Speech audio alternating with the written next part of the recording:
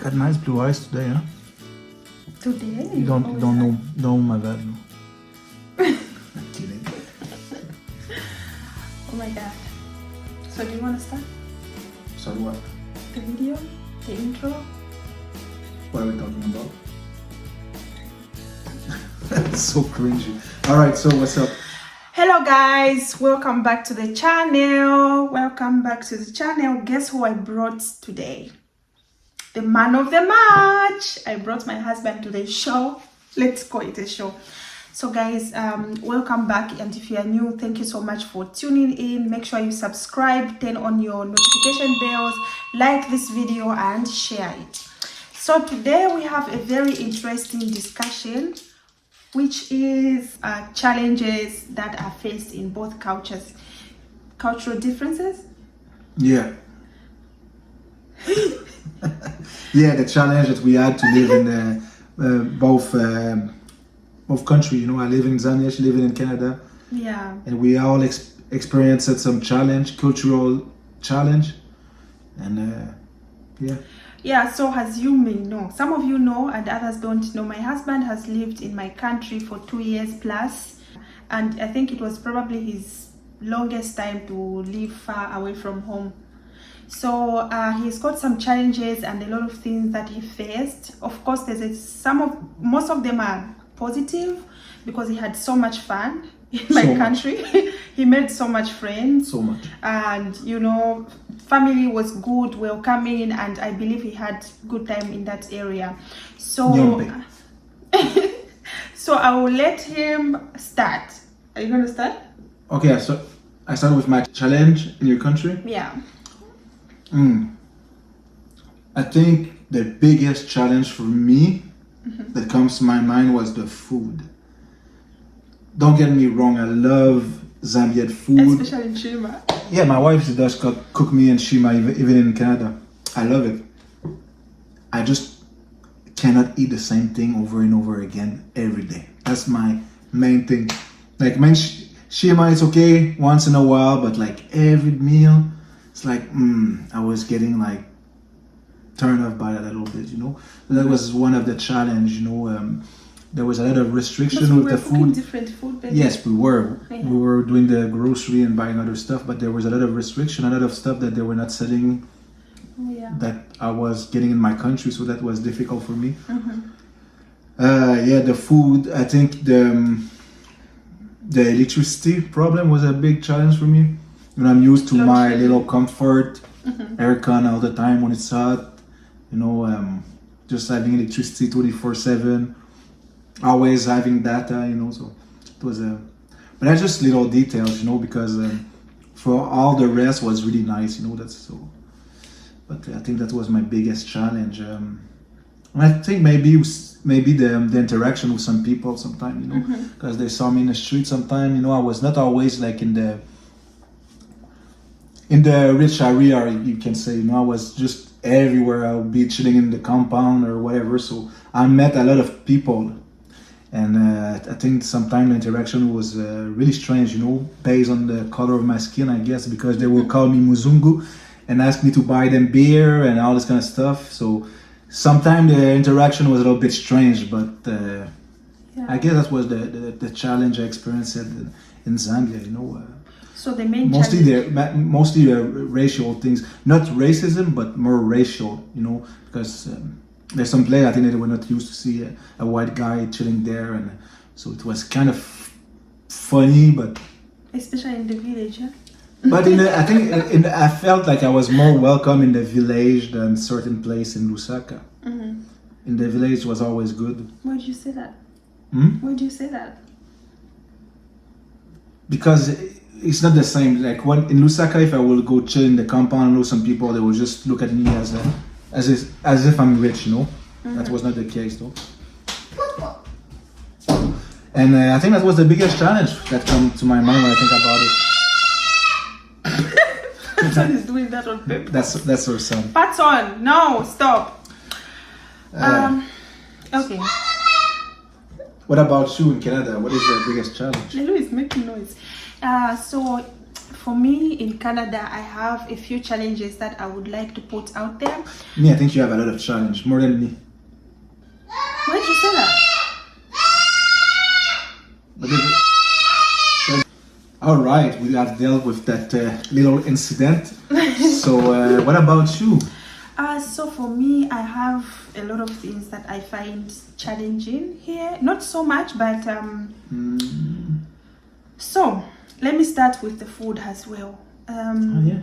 Yeah. Even the food? Yes. I think the food is I've delicious. told you many times, babe, that the food, sometimes some of the food here, I don't like it. Honestly. I'm sure you understand why there's so many fat people in America. Yeah, because the food here is cheesy. They love to put cheese in a lot of things. I will not say almost everything, but a lot of things they put cheese. Even in the sausage, they will stick cheese in that thing if they want to. What's wrong with that, though? No, I don't like the idea of putting cheese in everything because I'm not a very cheesy person.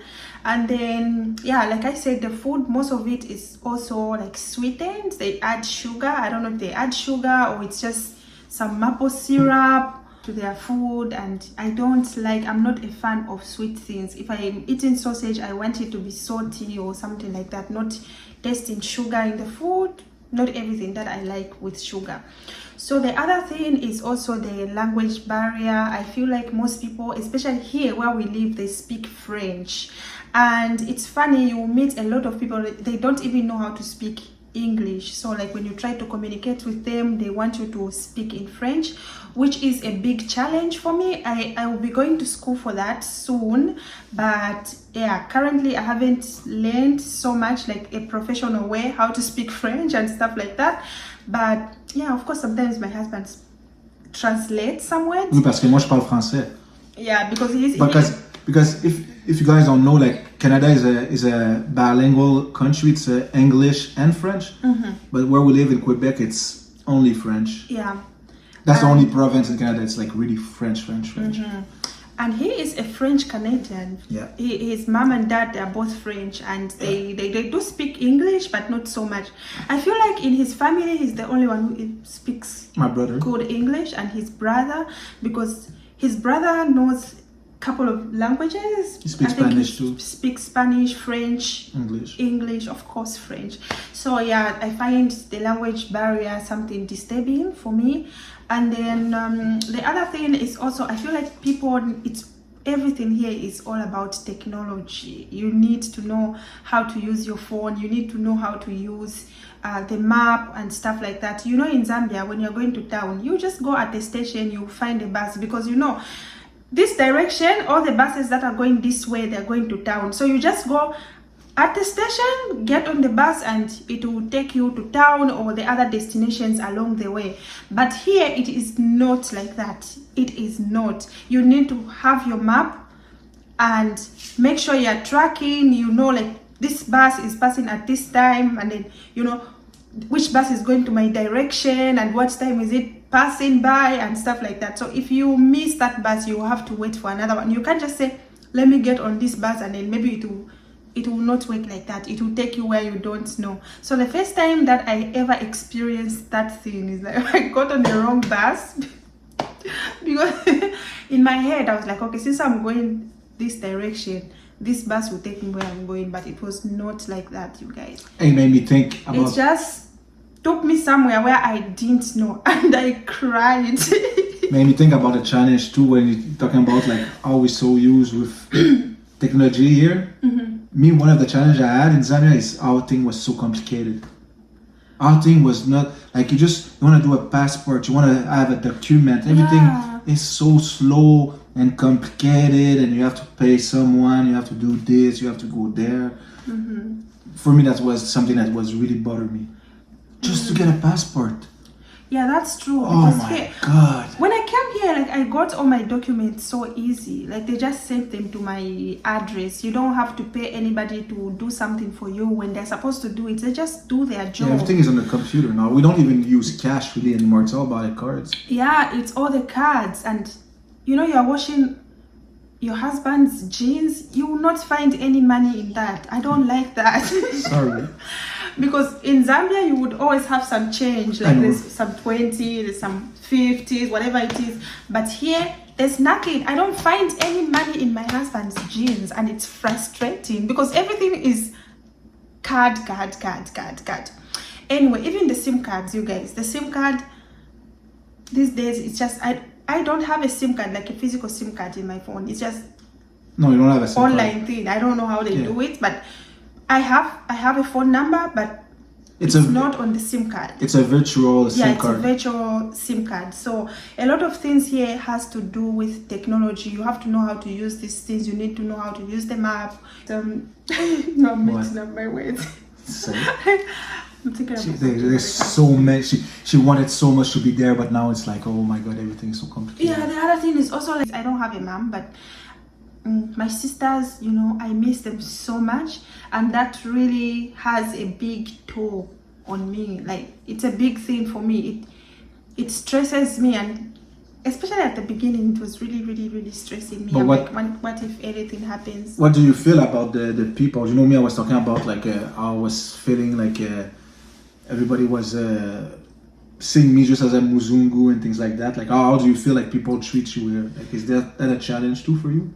So here on that part, people don't give a damn. They don't care about your race. That's what I can say, because there's a lot of races here. There's really a lot. You find all kinds of people. So I don't think there's any way that they would discriminate you because of your skin color, or, you know, consider you some sort of different from other people. They don't do that, because here everybody is in their own world. That's what I can say, and they mind their own business, and skin color is not a thing. So I don't have that problem. Mostly in big city, but yeah, maybe maybe when it comes to when work, you go far, like you can still see some people with this old mindset, but like in town, like we're so used.